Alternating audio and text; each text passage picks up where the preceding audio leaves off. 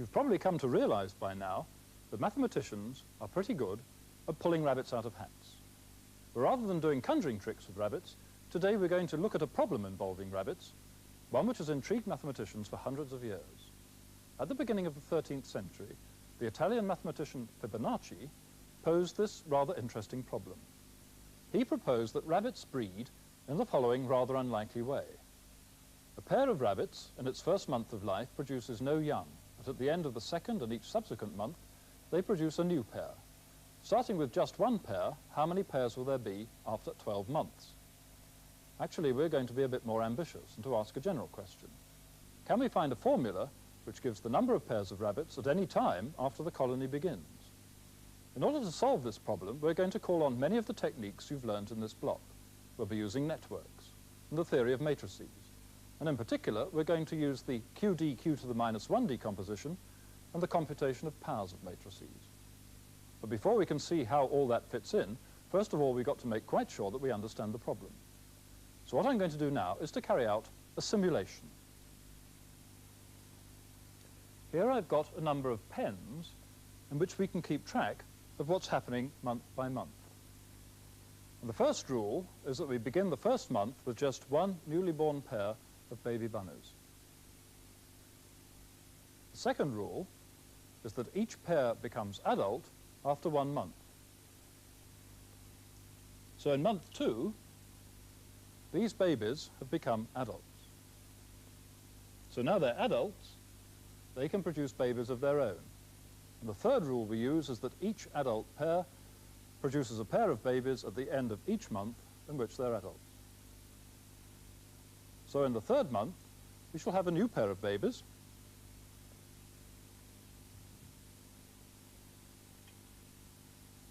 And of course, we'll still have our original pair of rabbits.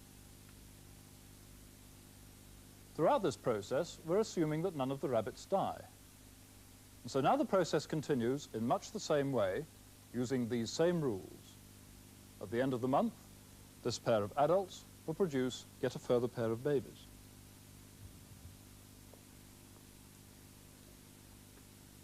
This pair of babies will have become adults, and we still have this pair of adults. In the next month, now both of these pairs will have babies.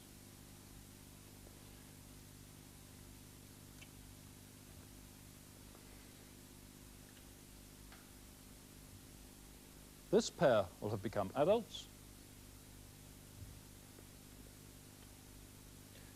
and we still have these two pairs of adults. Let's just see what happens for one more month. In the next month, since we have 3 adult pairs here, we're going to have 3 pairs of babies. How many adults will we have? These 2 pairs of babies will have become adults, and we'll still have these 3 pairs, which makes 5 altogether. And so altogether, we're going to have 3 plus 5 is 8 pairs of rabbits. Now, we've actually recorded the numbers of rabbit pairs that we had in each month, so that we can look back and see how the population's been growing. Remember, it's the totals that we're really interested in.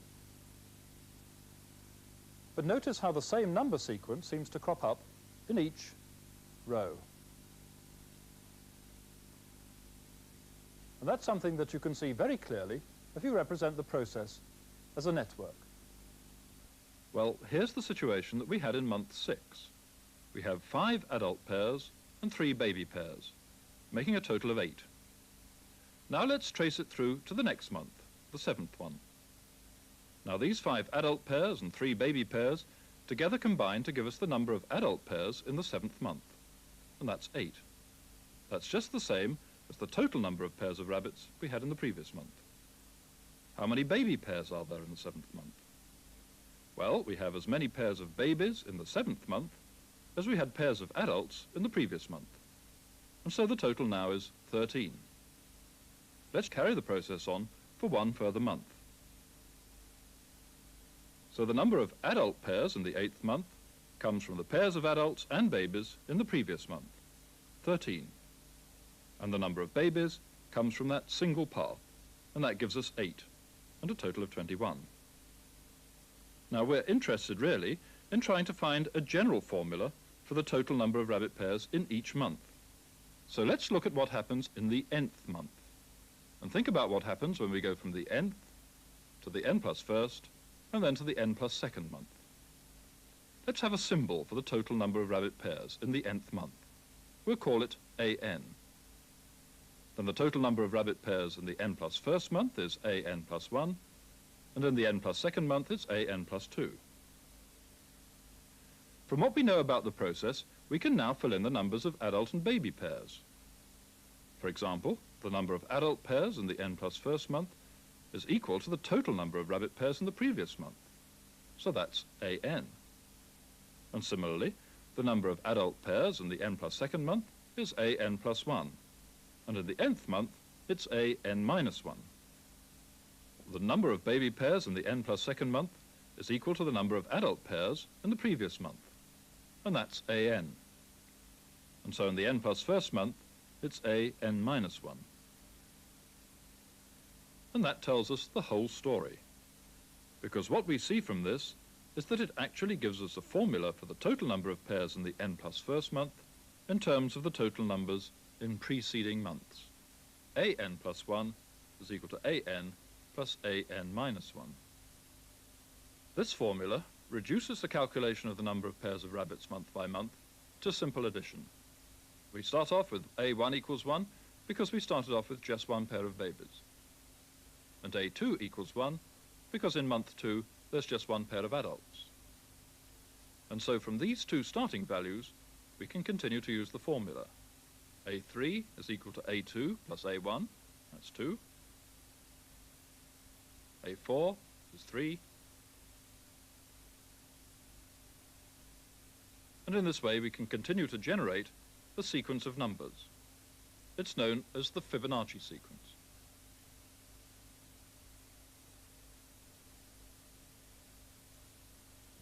So now we've got a formula which enables us to calculate an if we know the previous terms. But what we'd really like is a formula for an all by itself. Our network suggests that we try and bring in matrices. But in order to do this, we need to put numbers in the network. Well, I've put 3 1s here. And the reason is that an plus 1 is equal to 1 times an plus 1 times an minus 1. And an is equal to 1 times an. Well, we can represent this situation by a column matrix, like this. And similarly, this column matrix represents the situation in the following month. So each of these column matrices represents a pair of successive Fibonacci numbers. Now, if we want to represent the change in the situation from this to this, then we can do it by multiplying by a 2 by 2 matrix. What are the entries in this matrix? Well, we can find them in the same kind of way as we found those in the network. an plus 1 is 1 times an plus 1 times an minus 1. So we have 1 and 1 in the top row. And similarly, an is 1 times an plus 0 times an minus 1. So we have a 1 and a 0 in the bottom row. Let's check how this works in a particular case. For example, if n equals 4, we have a5 and a4 over here, and a4 and a3 over there. Well, a4 is 3, and a3 is 2. Now, 1 times 3 plus 1 times 2 is 5, and 1 times 3 plus 0 times 2 is 3. So the numbers over here should be 5 and 3. And those are indeed the next pair of Fibonacci numbers, a5 and a4. Right. How does this help us to get a formula for an? We've just seen that we can get the pair of successive terms 5, 3 from the previous pair 3, 2 by multiplying by our matrix. But we can get to the pair 3, 2 from the previous pair 2, 1 by again multiplying by the matrix. And we can get to 2, 1 from 1, 1 in the same way. So we can express the pair 5, 3 in this way. Well, do we have to stop here? Can we in fact express the pair 1, 1 as the matrix times something else? Well, we can, and it's this. So, all in all, this gives us 5, 3 as the matrix to the power 4 times 1, 0. And it turns out that this is a better place to stop. Well, 0 wasn't in our original list, but we can always put it there if we define A0 to be 0. Now, remember which terms 5 and 3 were. 5 and 3 were the terms A5 and A4, so we can rewrite this equation in this way. So we've got the fact that A5, A4 is our matrix to the power 4 times 1, 0. And you can see that A6, A5 will be our matrix to the power 5 times 1, 0, and so on. In general, AN plus 1, AN, will be our matrix to the power n times 1, 0. So summarizing the whole process as a network means we can express AN plus 1 AN in this form, as the nth power of this matrix operating on the column matrix 1, 0. Now, in order to find an explicit formula for AN, what we want to do is to work out this nth power. But of course, you can guess how we're going to do that. We're going to do it by writing this matrix in the form QD q to the minus 1. So the first thing we have to do is to find the eigenvalues and eigenlines of our matrix. Bill? And the way we do that is to solve the eigenvalue equation. That is, the determinant of this matrix with minus k's down the diagonal is equal to 0. Now, the determinant is 1 minus k times minus k minus 1 equals 0. So we have this equation. Now that gives me k squared minus k minus 1 is equal to 0. Now I can't see how to factorize that, so I'm going to use the formula. And the answer I get is the following. K equals 1 plus or minus the square root of 5 divided by 2. Now it's going to be inconvenient to have those root 5s around, so I'm going to give these two numbers names. I'll call them alpha and beta. So alpha is 1 plus root 5 over 2, beta is 1 minus root 5 over 2. Now if you've worked out these before the program, you'll know that alpha is approximately equal to 1.618 and beta is minus 0.618. And you'll have noticed that 0.618 appears in both of those. Well, all that means is that alpha plus beta is equal to 1. And you can see why that's true by looking at the formulas, because when we add these together, the root 5s cancel. So alpha plus beta is equal to 1. And similarly, looking at these formulas, we can see that alpha minus beta is equal to root 5. And we're going to use both these facts shortly. But the numbers alpha and beta have another interesting property. Let's see what happens if we multiply them together. Well, 1 plus root 5 times 1 minus root 5 is 1 minus 5, and that's minus 4. And 2 times 2 is 4. So alpha beta is equal to minus 1. So now we found the eigenvalues and some properties of them. What we want to do is to find the equations of the eigenlines. Now we find the equation of the first eigenline using this expression. Our matrix times xy is equal to alpha x, alpha y. Well, that gives us two equations.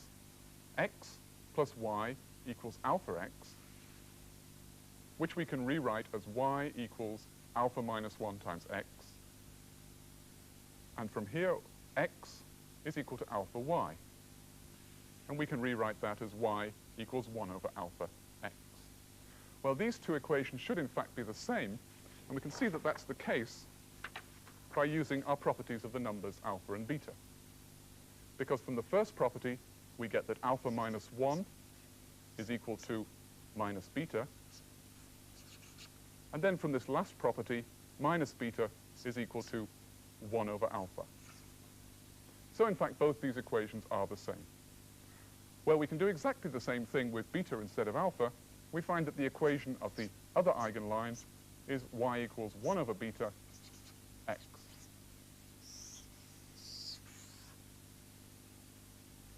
So now we know what the eigenvalues and the eigenlines are.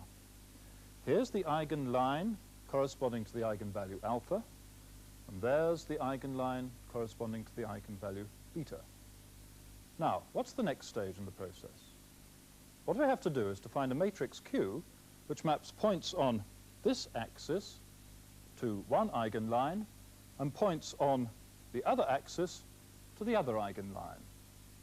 I'm going to choose a matrix Q which takes the point 1, 0 on the x-axis to the point 1, 1 over alpha immediately above it on this eigenline, and which takes the point 0, 1 on the y-axis to this point, 1, 1 over beta, on the other eigenline.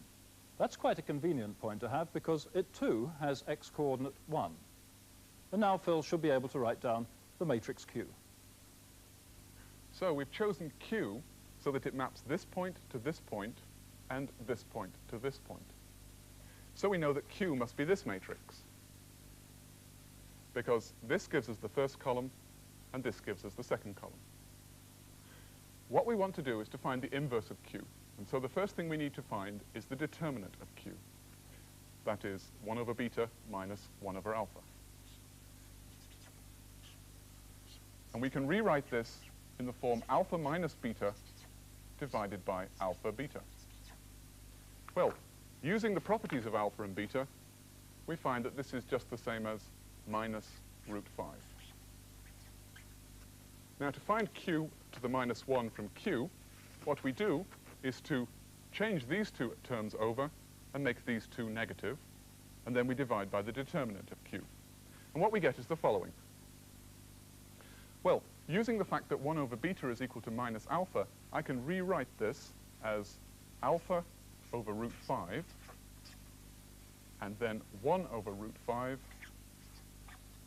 And again, using the fact that minus 1 over alpha is equal to beta, here we have minus beta over root 5, and then here minus 1 over root 5. So now here's our matrix in the form Q, D, Q to the minus 1, with the eigenvalues alpha and beta down the diagonal.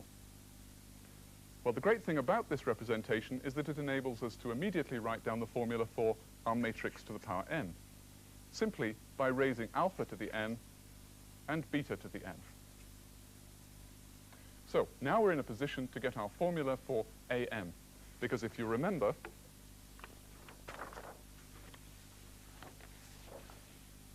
an plus 1 and an were given by our matrix to the power n times 1, 0. Well, we've just worked out what this is. And we get the following. This is Q, this is d to the n, and this is Q to the minus 1. Well, to do a complicated calculation like this, we've got to work systematically, and I'm going to start calculating from the right. I'll multiply these two out. Well, in the top row, I get alpha over root 5, and in the bottom row, I'm going to get minus beta over root 5. Now, if I multiply these two together, in the top row, I'm going to get alpha to the n plus 1 over root 5, and in the bottom row, I'm going to get minus beta to the n plus 1 over root 5. Well, now finally, I've got to multiply these two together, and I'm going to get in the top row alpha to the n plus 1 over root 5 minus beta to the n plus 1 over root 5, and in the bottom row alpha to the n over root 5 and minus beta to the n over root 5.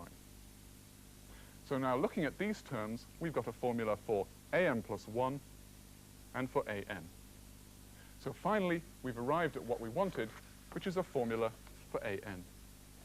An is alpha to the n minus beta to the n over root 5. Well, now remember what alpha and beta were. Alpha was 1 plus root 5 over 2, and beta was 1 minus root 5 over 2. Now that's rather a surprising result, because remember what an, the terms an are. An represents the number of pairs of rabbits in the nth month, and so an will always be an integer. And it's not at all clear that an expression of this form will always represent an integer. Well, we can make some interesting observations from this formula. Remember that beta was approximately minus 0.618, so its absolute value is less than 1. So beta to the power n will tend to 0 as n tends to infinity. And that means that when n gets large, the number an will be approximately equal to alpha to the n over root 5. Now you can check that in a particular case, and you'll find that that means that A12 is approximately 144.001 to 3 decimal places. And that's very close to the actual value, 144. Well, there's one further thing that we can get from this, and that is that the ratio of successive Fibonacci numbers is approximately alpha to the n plus 1 over root 5 divided by alpha to the n over root 5. And that, of course, is just alpha. So, as n tends to infinity, the ratio of successive Fibonacci numbers tends to alpha, which is about 1.618. That result that Phil has just obtained about the ratio of successive terms in the Fibonacci sequence has an interesting geometrical interpretation. I've plotted on the graph all the points corresponding to the successive column matrices that we've had in our sequence. So I've taken an plus 1 as the x-coordinate and an as the y-coordinate of each of these points. Then by applying our matrix to any one of these points, we shall get the next point in the sequence. Now, how does the matrix act geometrically? Well, for points on this eigenline, it acts as a dilation with scale factor alpha. And alpha is a positive number, bigger than 1, which means that points get pushed out away from the origin. But what about the other eigenline?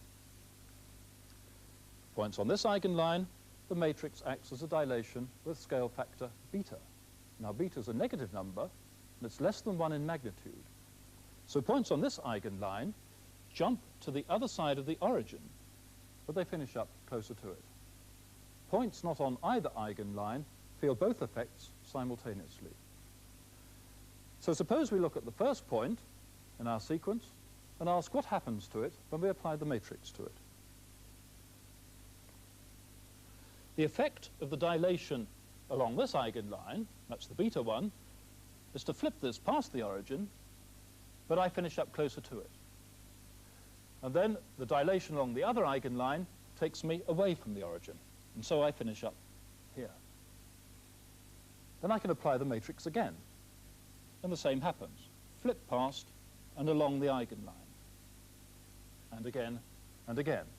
And very soon, look, I'm practically on the eigenline, and I continue along it. But the ratio of the x-coordinate to the y-coordinate of a point on this eigenline is just alpha. So this confirms that the ratio of an plus 1 to an gets rapidly closer and closer to alpha as n gets bigger. Now, the really interesting conclusion that we can draw from this argument is that the same result is true wherever we start. That is, if we take any pair of numbers and generate a sequence by using the Fibonacci rule, the ratio of successive terms in that sequence also gets closer and closer to alpha, because those initial values are represented by some point, say this point here. And of course we've got the same matrix, and it acts in the same way, just like this. And very soon, I'm walking out along the eigenline.